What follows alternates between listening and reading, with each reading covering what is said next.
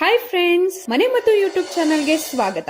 ನೀವಿನ್ನು ನಮ್ಮ ಚಾನಲ್ಗೆ ಸಬ್ಸ್ಕ್ರೈಬ್ ಮಾಡಿಲ್ಲ ಅಂದ್ರೆ ಈಗಲೇ ಸಬ್ಸ್ಕ್ರೈಬ್ ಮಾಡಿ ಹಾಗೂ ಪಕ್ಕದಲ್ಲಿರುವ ಬೆಲ್ ಬಟನ್ ಕ್ಲಿಕ್ ಮಾಡಿ. ಇದರಿಂದ ನಾವು ದಿನನಿತ್ಯ ಮಾಡುವ ವಿಡಿಯೋಗಳನ್ನ ನೀವು ತಪ್ಪದೇ ನೋಡಬಹುದು.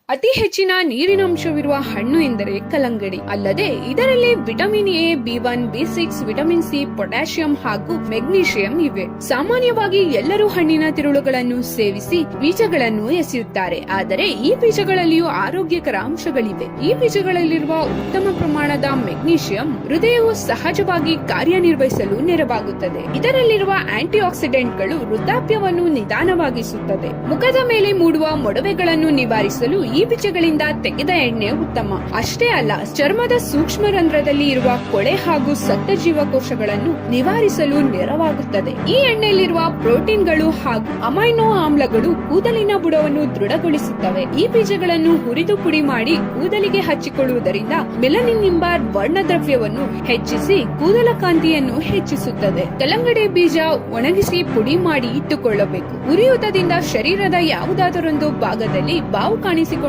3/4 ಕಪ್ ಬಿಸಿ ನೀರಿಗೆ 1 ಚಮಚ ಈ ಪುಡಿ, 1 ಚಮಚ ಜೇನುತುಪ್ಪ ಹಾಕಿಕೊಂಡು ಚೆನ್ನಾಗಿ ಕಲಸಿ ದಿನಕ್ಕೆ 2 ಬಾರಿ ಕುಡಿಯಬೇಕು.